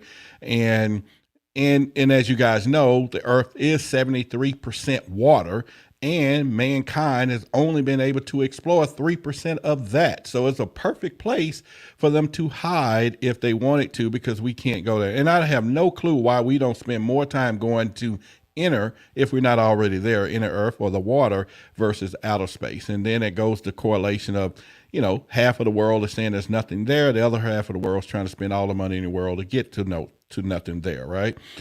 So from that standpoint, so we're going to now move Wait, to. Oh, go ahead. I just want to jump in because I found that article in the Times. It is today, and they're saying scientists are saying they can't explain these objects, but they're not willing to say it's from off-world sources. But why not? That's because Why? they got a check yesterday. Yesterday, there was a check probably issued saying, okay, because we're getting so close to disclosure that it's time to do it all over again, right in our faces. And they're going to debunk as much as they can. They're just going to start the war of it all, right? Yeah, The but that's information. Absolutely. but why aren't people protesting? Say this is a limitation on possibility, on consciousness, on Alan, yeah. is Tell me. it possible that they don't know? Yeah, I was going to say They people don't don't know, know. but Yeah. they won't tell us. Why can't they just say we don't know? Well, then you Like, don't want nobody in charge of That's my what they missile. said, though. Alan, I don't want nobody in charge of my nuclear weapon talking about I don't know some shit, right? You know, that ain't gonna fly. that's the truth. But That's that is true the as well, truth. yeah. They don't know. And if we could just have a public conversation where it's all out on the table, the whole world might breathe a sigh of relief, perhaps, because But they're didn't they obviously not basically engaged. say they don't know? Isn't that sorry, Alan? Isn't that what they said, that they don't know? At least They in don't the know, but they won't say they're from another world. Why not? because What what if they other? don't know that they are? Well, Well, what other tell me, if it's not from China, Russia, or any where? Why don't they look at the obvious? If it looks like a duck and It's sounds a like a quantum echo duck, from the future. they're from But Walmart. They from Walmart. Y'all all know whatever. that. Why So can't we just? Why can't they just say, "Look, this may be from another world"? Why is that so hard? Can I give but a they did say perspective that. on that? okay, all right, guys. Let me do my moderating skills here and say, hold on a minute. All right, so Herlin, go ahead real quick. Sure. So to Alan questions, right? You know, yes, if we don't know, we don't know. However, there's also other implications, right? I always talk about this. Like we have to look at the global strategic security wise, right? We just don't want to put out all the information that we know while we still trying to understand and study something, not knowing what our adversaries have. And because they could very well be working on the same thing and they're probably just missing a piece of the puzzle or whatever, and you don't know how they're going to use the information that we give them to complete whatever they're looking at or whatever they're working on. So there's a lot there. I mean, you can really go down to the national security realm of things, and there's a lot of reason why you never gonna disclose everything that you know, right? As small as they might be for you, because you're looking at it, oh, I just want to know, right? But you're looking at it that way. People in my job, we're looking at it like, okay, these guys, every year we talk about technology here. They're coming out with new weapon system, new things that we can defend against. So do we want to, give them even more? Like, so there's a lot of things you have to take in consideration when you asking for answers and you're not getting them, and somebody telling you they don't know, you know, you that could be wrong. I mean, I'm not trying to I'm defend, but naive. yeah, I say, kind of. what? Let's forget about making war on each other and let's come together as a planet and see Exactly. what we can Exactly. do. Yeah, That's a exactly. different. That's a different subject, Yeah, though. yeah, but That's a different subject. You It guys, is, but Roderick, obviously, y'all don't have stock in the oil companies, right? that's Roderick, destroying the just a quick world, comment Roderick. on Herlin. I mean, this is a major national security issue, or it could be, right? And to Herlin's good one, whether we know or we don't know, if we do know, and it's really not us, I mean, my theory, I really comments, and Roderick, you're doing a great job moderating the room. You made a comment, Roderick. You know, don't people want to talk about whether these are aliens and whether we're not alone or something like that? And Roderick, I don't think there's anyone in this room that doesn't believe there's life out there, and this is proof of some remnants of that. But you look at the reports. These Navy pilots, there's no dispute that they're fast enough to go to New York to Los Angeles in like a few minutes, right? 80,000 feet in a second. And I think like if we don't understand that technology and it is possibly someone taking a crashed spacecraft or something out of the water, with that one theory and replicating, we don't understand it and we admit that publicly, that's an issue. And reading, just one more quick point, if you read the New York Times report, and as an attorney, right, I know you can say things in a way to not say them inaccurately without giving the whole story. So you look at the report, it says, the report determines that a vast majority of more than 120 incidents over the past 2 decades did not originate from any American military or other advanced U.S. government technology, right? Okay, so the vast majority. That doesn't mean every incident. Exactly. and that's a big. I think that's a pretty big admission right now.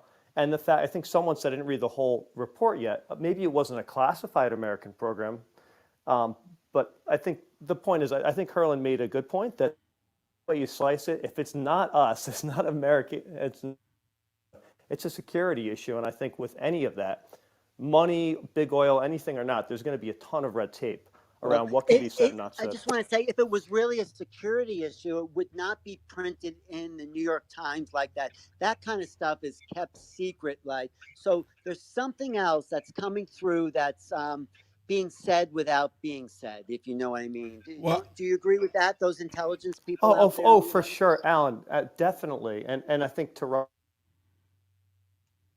okay, I guess Charles, you Thank still you, there? guys. All yeah, right. they're Yes, for now. sorry to interrupt. Someone said something. Hey, Roderick, can I just point one thing out? Okay, you can go Hey, deep, so let's and I go. know you Pick guys all know pick about the top. Podesta emails, right? From Hillary Clinton's WikiLeaks drop. Yeah. Well, in there, Dr. Mitchell, fifth man of the moon, talked about how, and this is in 2016 and 2014, talked about how the American people are not going to respond well, or they'll be better prepared for the quantum research that they're going to be experiencing and all that kind of stuff. So I think that's maybe some kind of indication that he knew there was going to be these quantum echoes, just saying. And I think it's aliens too. I think it's a lot of everything. Thanks for letting me speak. All right, I appreciate it. So one of the things that we can kind of look into, and one of the things that I'm excited about, I think I've talked to you guys about this in the past, as you know, but in about 45 days, I will start filming a new UFO show, which will be on one of the major networks, and being one of the hosts of the show, and it's going to be a great show. So you guys look out for that, and we're going to have a 2-hour premiere is what I was just told today as I got the information on that. And they're going deep with the disclosure things. And I think as we all been talking about in the analogy, I think, Alan, as we was just speaking of, none of us want to be sitting at the surgery table, about to go under the knife and look up at the doctor and say, am I going to live? And he say, I don't know. Or you want an answer, right? You want him to say, tell me what's going on, how you're going to do this, what are you going to fix? And maybe that's too strong of an analogy, but the point of the matter is nobody wants anybody in charge of anything that could then affect our lives, not in any position, not giving us definitive information. And I think that's what's pissing most of the people off.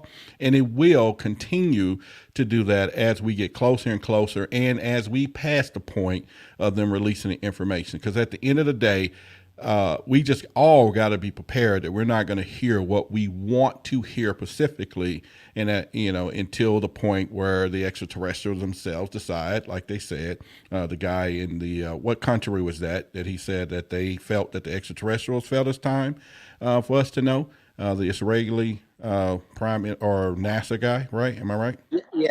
Yeah. Okay, yeah. So when that time happens, then there's that no control other than theirs from there. So that's one of the things that I think is pertinent when it comes down to what we're doing. So let's move real quickly. We got a few other people here, and I know they want to say some things.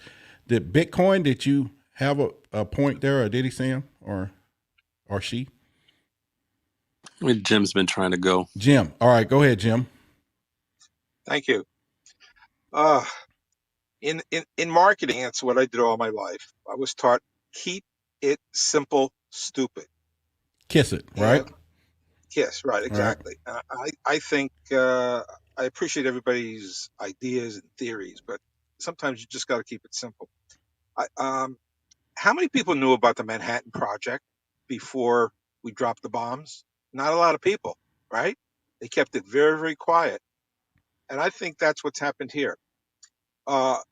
What you're going to see basically is the disclosure is only going to be related to the military tic tacs. It's not going to address UFO sightings by the public or anybody going up in a spaceship or aliens. Forget about that. No one's going to hear that. I think one of the biggest threats to our world is nuclear weapons. And if somebody has a fleet of these UFOs, they can knock out any nuclear ICBM that is shot up in the air. That is the major problem here. And that is, if they're not ours, somebody else has them.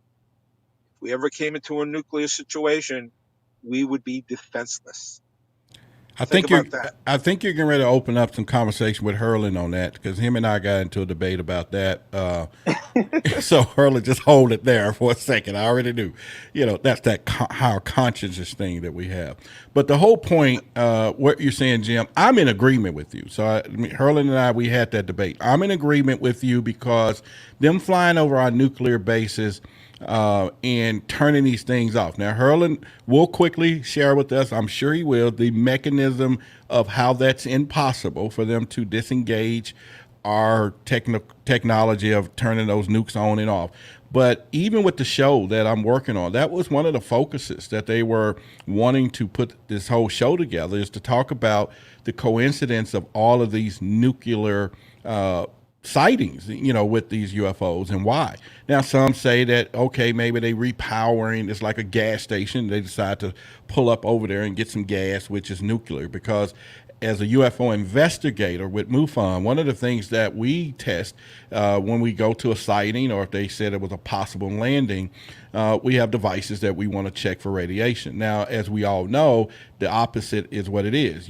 We can't live in a radiation environment as humans. However, the aliens can, because that's what they're around in these nuclear devices. But there's a problem with our oxygen or different things here. So that starts that whole rumor of the hybrid programs. But at the end of the day, Jim, I'm agreeing with you on that, because that is some of the things that I researched. And now, like I said, I'll let Hurlin jump in just a second and go at us. I want to add one more thing to this. Yeah, go ahead. And that is, I think it was back in October. I mentioned this maybe in the last time we spoke. We shot down an ICBM. We've been experimenting with missiles. And when you say we, let's be specific. The United States. Okay, all right. Okay, I think it was our third test. The first two failed. The third one, we hit it right on. And we also have in operations, or shortly, in outer space, I think it's through microwave or some sort of wave device, to be able to hit an ICBM from space as well as from Earth. And that device is what they're saying now is what's making a crop circle. So I've been studying that lately as well. Go ahead. Well, whatever it is, I mean, for us to be able to neutralize our enemy, whoever that may possibly be in the future, to neutralize all the ICBMs that could possibly be launched during a nuclear war, that puts us on the king of the hill.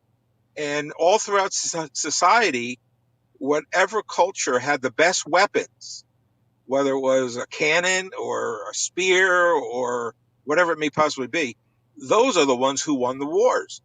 So, I'm trying to keep it very simple, and I'm trying to think, if, I was in the military, what would I be worried about? And I think I'm close to understanding, at least believing, that that's what this is really all about, is having the technology and the weapons available for our military and our black military. We really have two militaries, to be able to defend the country and to literally take over the world from a technology point of view. And then you have space. Who's going to control space? Who's going to control the weapons in space? I mean, that's a whole nother subject. I'm done.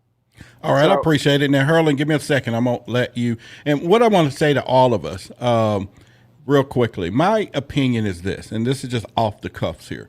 I think everybody in here, if you got children and anyone else, go out and invest in some telescopes, okay? And what I'm saying is, kids are very curious these days. At least get them, point those things in the stars, and let them look over to you as the parent and say, by gosh, Mom, Dad, do you think there's something else out there? And start the conversation. Because if we all are correct, we are heading to space. We are heading for industrial space. That's going to be the new frontier for employment, jobs, and everything else. And so therefore, you don't want your child or someone you know get to a point where they just don't want to go there because they don't believe something is out there, when that's going to be the future for employment. I don't know. And of course, y'all can whip me over the head with that. But the whole point I'm saying is at least get the conversation started so that no one's caught off guard. Now, I didn't say go tell them that ETs are real if you don't believe that. I didn't say go say that. Just point them to the stars to know there's something beyond the fact on the ground here that the universe is vast. Now, Herlin, what I want you to do, if you can do it quickly. Roderick, Yes. before you move on, I got to respond to that, and I think it's my turn to speak because you're setting up my point really nicely. Okay, go ahead. Go ahead. And then, Herlin, I'm still coming back to you for the nuclear stuff, but go ahead, Brent.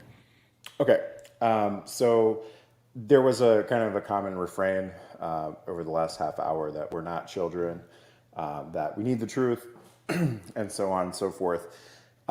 Ignoring completely that there are 2.2 billion children in the world, right? Many of us have children ourselves.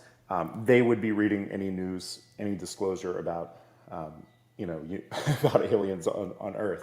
And so anytime that we want to get mad at the government about not disclosing the truth, as the New York Times report suggests, or not the full truth, we do have to actually account for the fact that there are children. So number one, and we have to assess, do they have the educational tools they need, the mental health tools they need to digest really what could be a disastrous full disclosure. I mean, who knows what the real truth is, but if, say, the Israeli general's remarks were true, for example, imagine trying to explain that to a child, right? That there are interdimensional beings.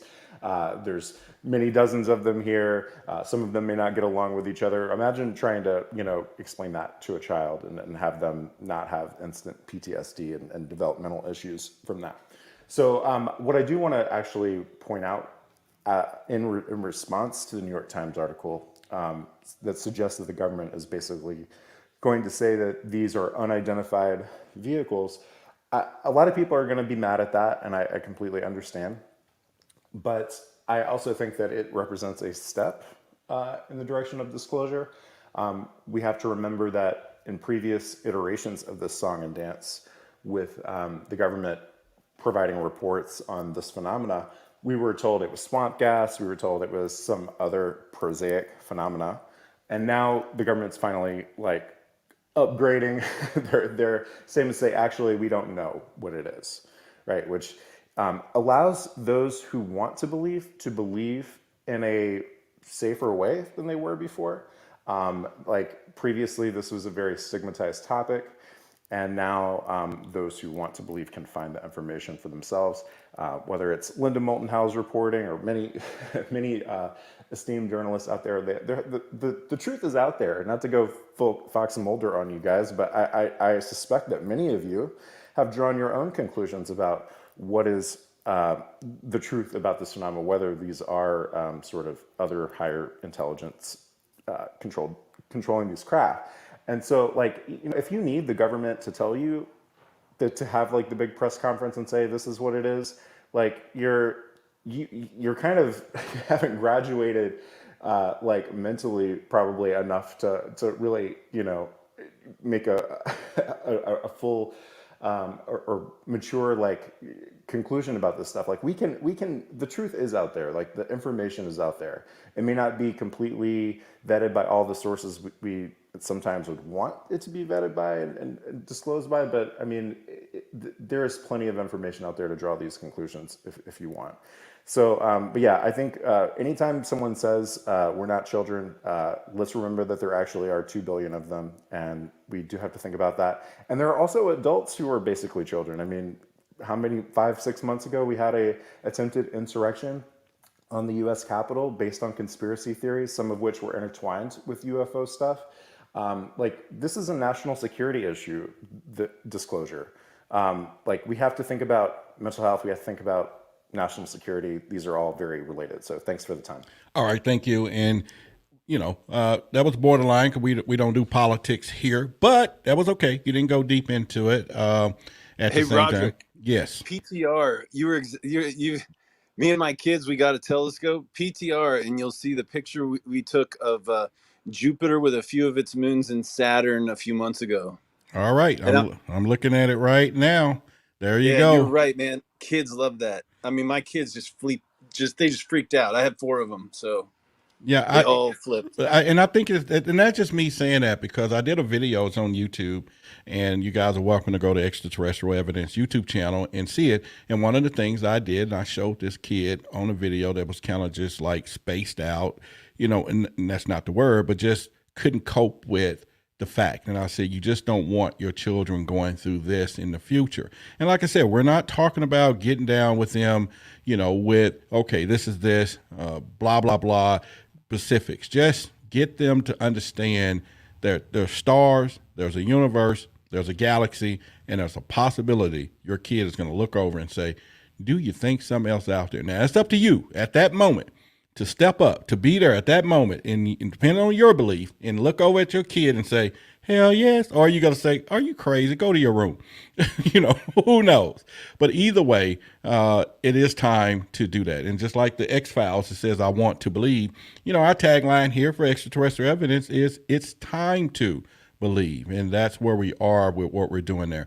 Now, real quickly, in 30 seconds or less, Harlan, tell us why nuclear weapons can't be turned on and off by these crafts or extraterrestrials. 30 second. I'll try my best, but yeah, essentially, like that's exactly what I do every day, 24/7 when I'm working, at least. But yeah, so for a nuclear, whether it's a well, there's only one type anyway, the Now, missile. tell us what you do. Go ahead and kind of, Okay, give so us your credentials there.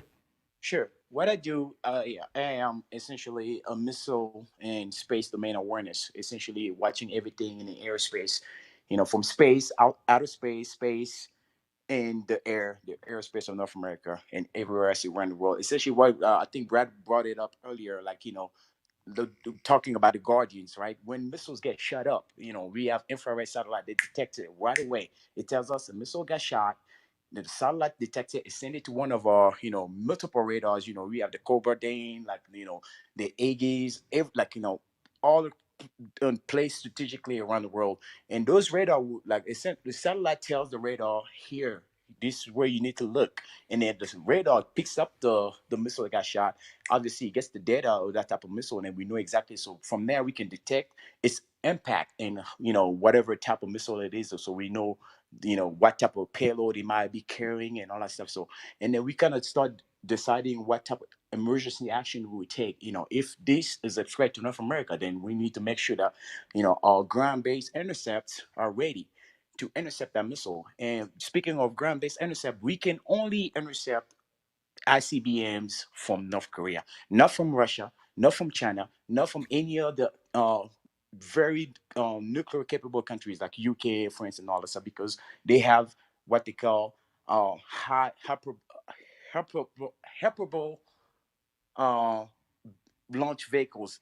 What that means, it just means those nukes can move, like they can change direction, they can change whatever location that they're supposed to hit. So it makes it impossible for the ground intercept to intercept it, because the way it works, you only have two timelines where you can intercept.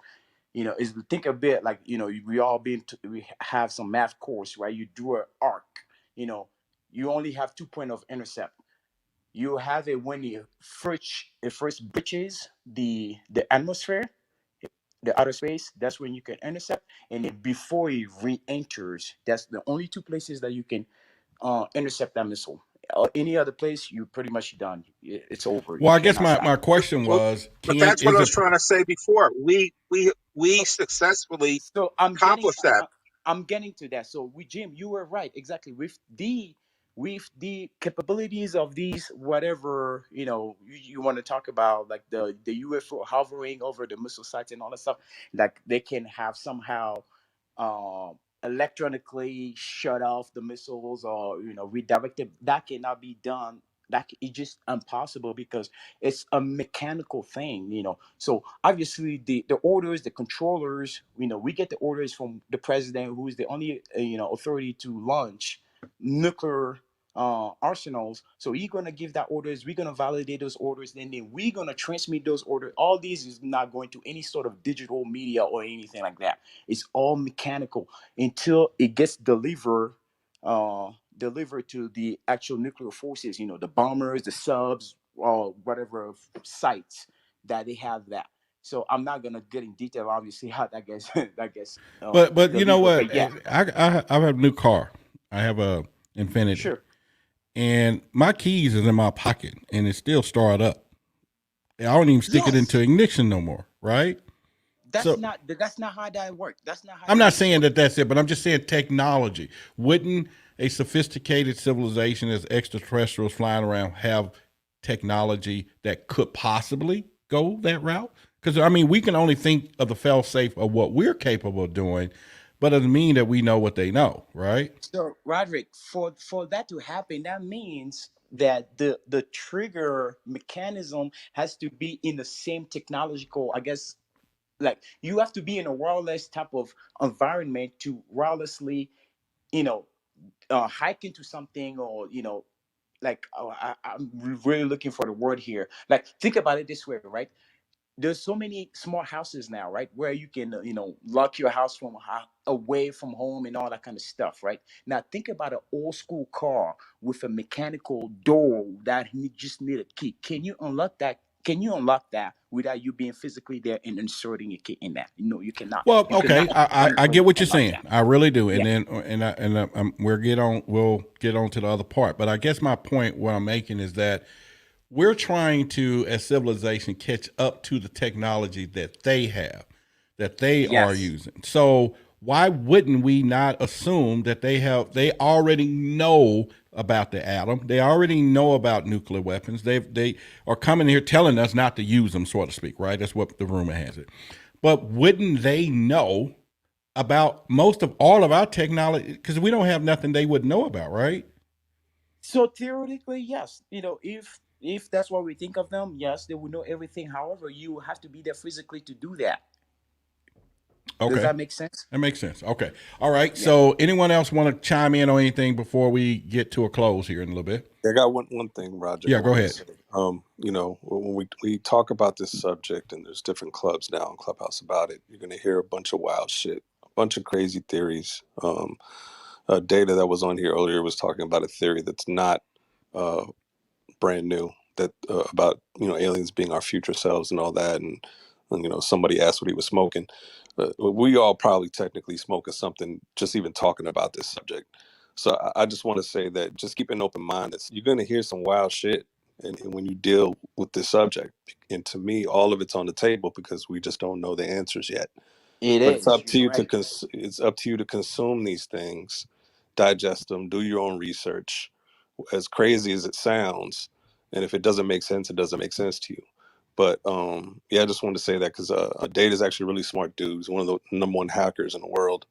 And his beliefs and his theories, even though they're his and what he believes, it shouldn't be dismissed outrightly. And I think these rooms are good conversation starters. And even if you don't completely agree with all the crazy shit you hear, just keep it in mind that it's all of this stuff is on the table when we're talking about life outside of what we know in this world. So I just want to say that. I agree with you. That's great. And Rod, let me just get one quick thing in. Sorry, is that okay? yeah, you're already there. You're in front of me. Go All right, ahead. cool. Thank you. I just want to say, what Experience just said is totally right, and it also kind of tees up for the thought that I was having, which is, we are going to hear a lot of wild shit, and I I think we don't really know what's more likely than another, so we shouldn't be dismissive of anything. I would also say that Experience, you said, do your own research, and like Data did his, and we should all do our own research and try to build up our own conclusions or theories.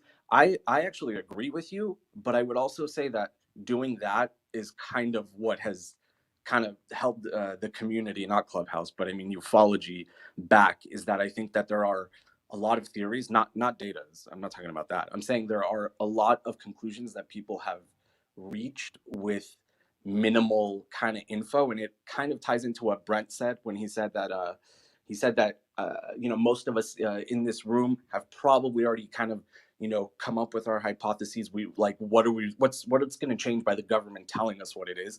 Most of us have already kind of thought about it and looked into it and whatever. And again, I agree with that too. And I also think, again, that is kind of what has held us back. So my whole point is, yes, like, let's look into it ourselves.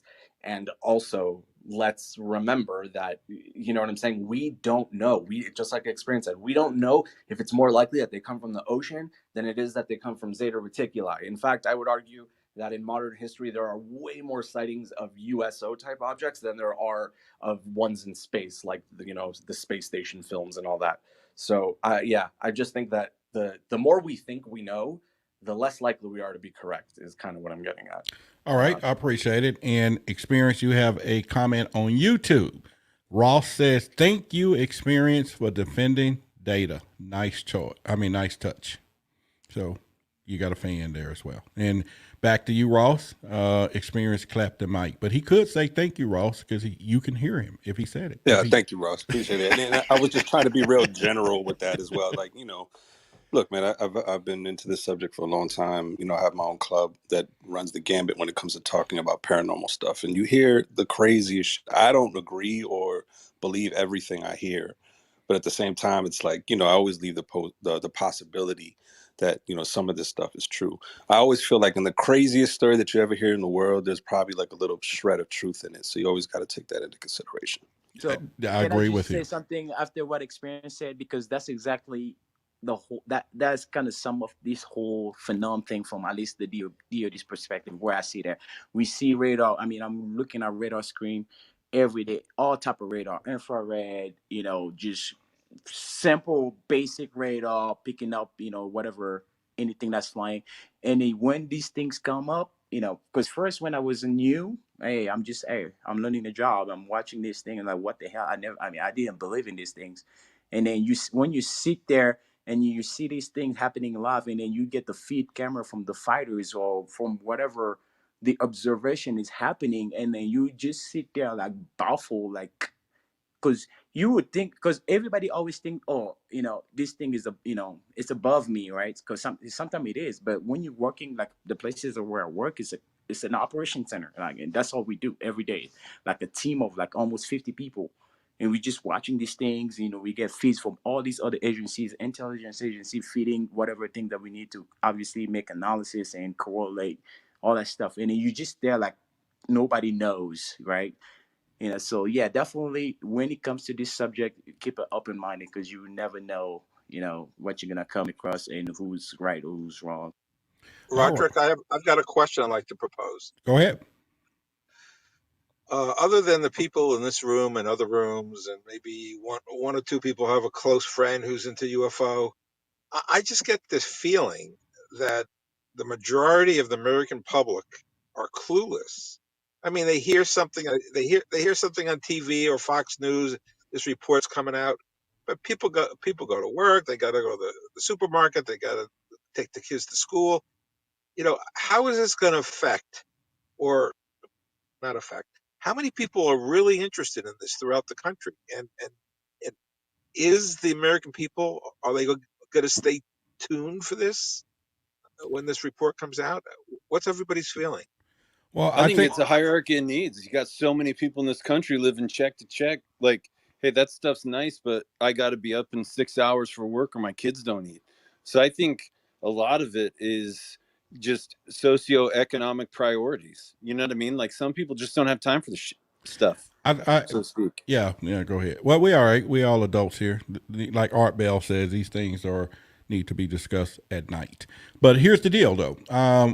Great question, Jim, or statement. I think that I talk about this in my community, African American community, that which is heavily religious based in some areas, and even that alone, I think it's going to be a challenge to cross those barriers when it comes down to the existence of other than the story that we were raised on. And so I think for just on that point, that perspective, but to go back to humanity and people, you know, if it's right in front of us, I think people will focus on it. But like Brad says, with everything in everyday lives, but that's why I think we're hearing more of this in the mainstream media is the preparation to prepare for something, because somebody's smart enough to know that, like Will Smith said in the movie, and I say this over and over with Tommy Lee Jones when he says, why keep a secret?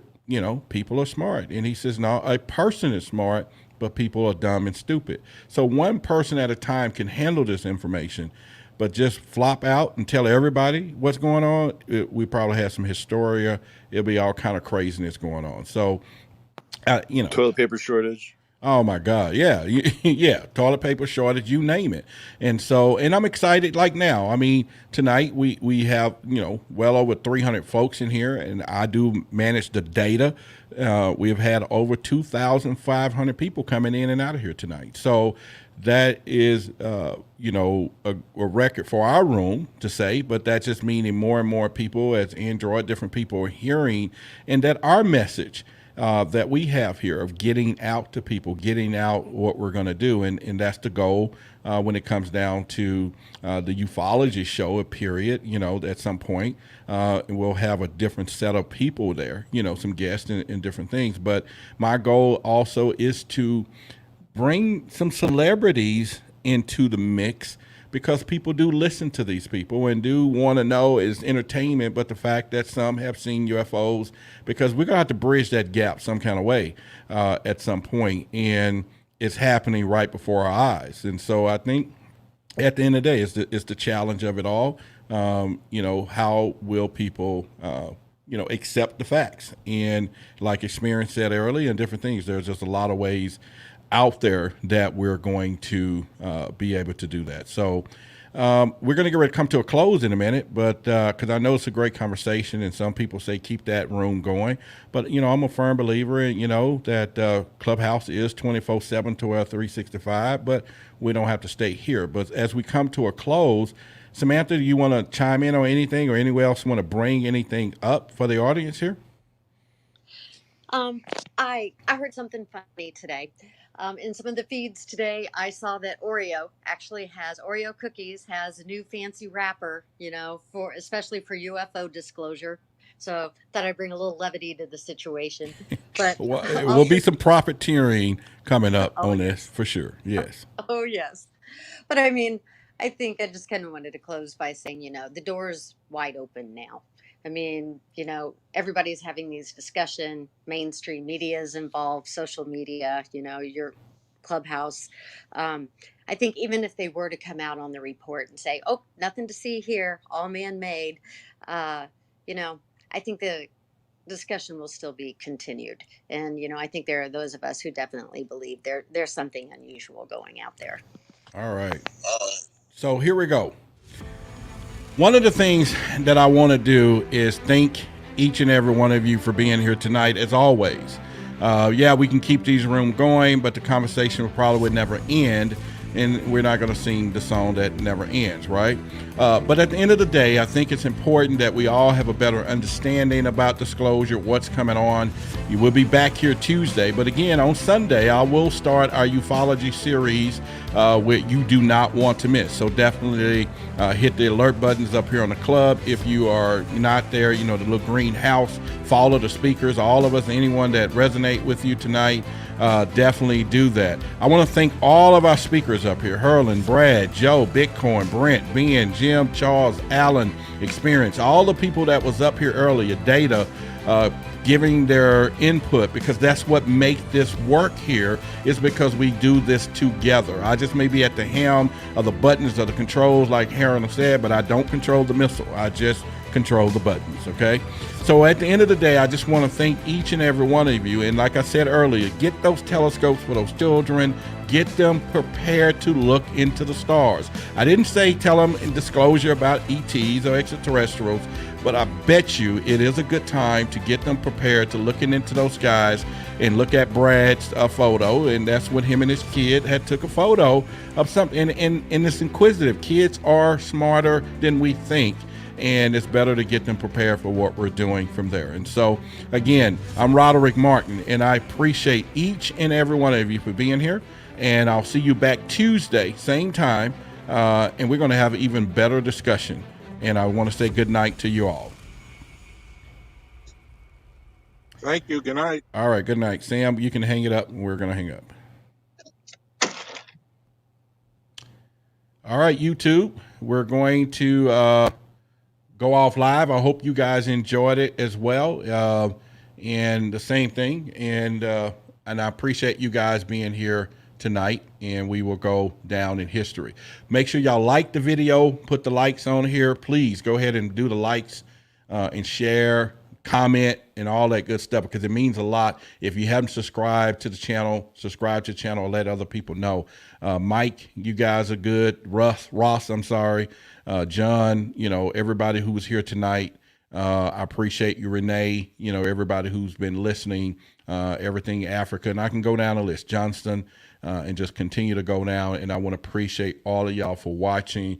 And hopefully the YouTube things make sense. I'm going to try to get a little more interactive with it so that you guys are not just out here sounding like crickets, because I want y'all to get involved into the conversation as well. So anyway, good night to each and every one of you. See you on Tuesday, okay? Thank you.